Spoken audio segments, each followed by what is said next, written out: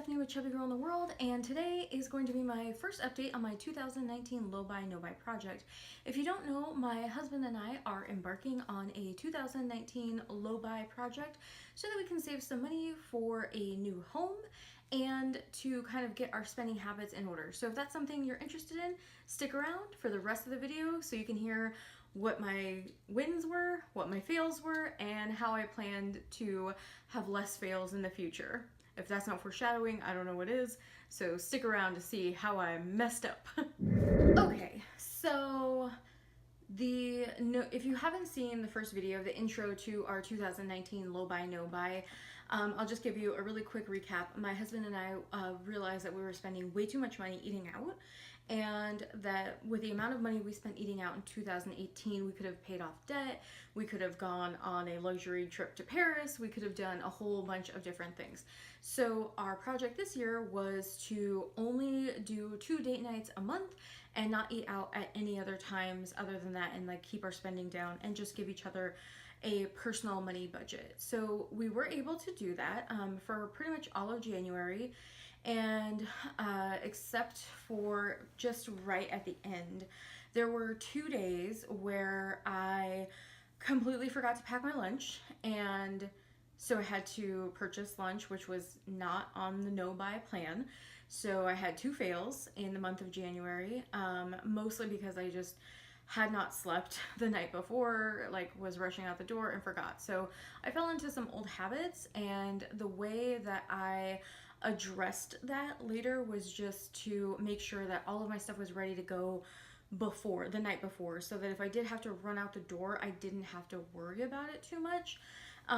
One of my fail times, it was kind of like a miracle because I work in a medical clinic, and there was a rep, like a vendor rep that came in and bought everyone lunch that day, so I didn't actually end up having to do that. So technically I only purchased lunch one time outside of my personal money and outside of my no buy rules.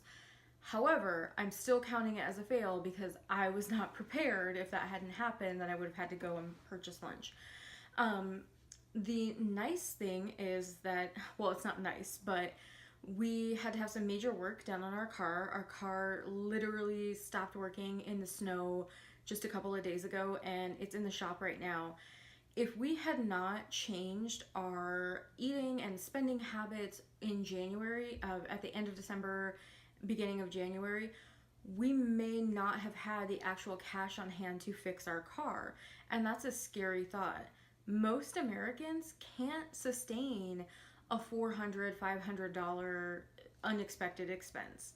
So we were kind of proud of ourselves that we were able to kind of take that hit and sustain us. However, that means that nothing else can go wrong for the next 2 weeks. And, you know, it's really, we're okay. We're pretty privileged, and we're just like on a budget, but there's not a lot of wiggle room because we had to spend like an additional $500 on car repairs.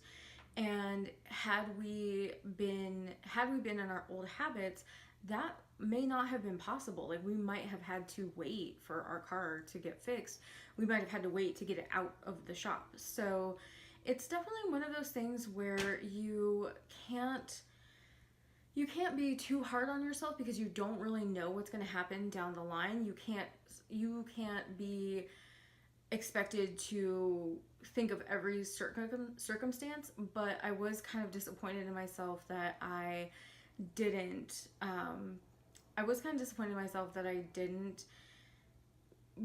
wasn't prepared ahead of time, and like in the very first month that like I failed. So I think that you have to kind of just be nice to yourself, and when you have these big overarching goals like this, and realize that, well, you know, 98% of the time I was on budget and on goal, and that's better than pretty much any other time in our lives. So again, I think that it's also made things in our relationship much easier. We aren't arguing about money. It's not a stress point because we both know exactly where we are. We both know exactly what we can and can't do.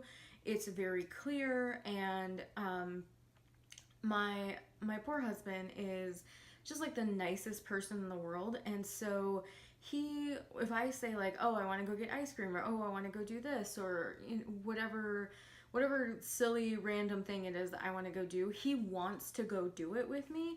But I've given him the okay, the emotional okay, to say, well, do you want that more than you want a house? So that's our overarching goal. And I think that's the question you have to keep asking yourself if you're trying to not buy makeup, if you're trying to save for new camera equipment, for example, if you're a creator, or if you're trying to save for a big purchase.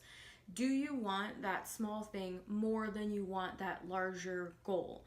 And if you just have that question in the forefront of your mind all the time, then it'll be a lot easier to say no to things, to kind of say no to, if you've ever played the board game Cash Flow, if you haven't, you totally should. It teaches you how to invest, and it teaches you how not to spend your money on what the game calls doodads, where it's just a doodad is just something that like you buy and it doesn't really add any value to your life. It's not an investment, doesn't create any money, it's just a thing you have. So like makeup would be a doodad, like makeup or jewelry or things that just stuff like that isn't really accumulating in value.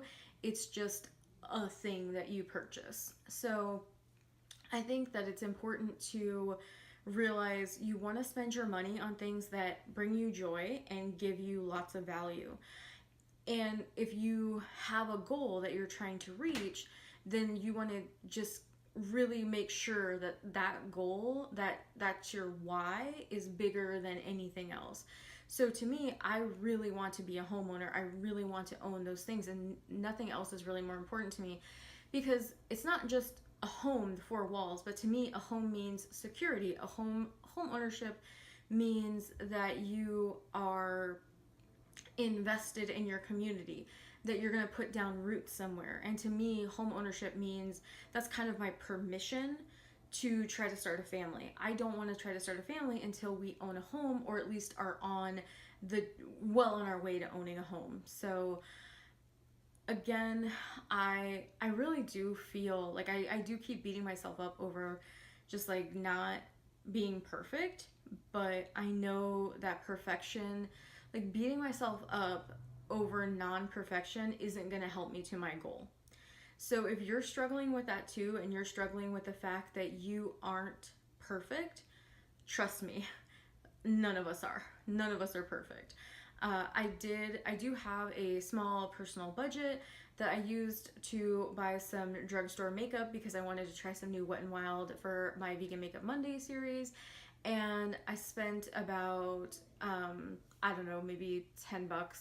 So it was really, I love Wet n Wild because they're so affordable and they have really good products. So that video will be coming soon, shameless plug. But I just want to know, if you are on a no buy or a low buy, what things have you, after a month, like, so we're into February now, and I'm sorry this video is late, it should have been on the 31st, but what have you noticed about yourself? What has changed? What has become easier? What's become harder? Do you feel like your relationship, if you're in one, has gotten easier, harder, better?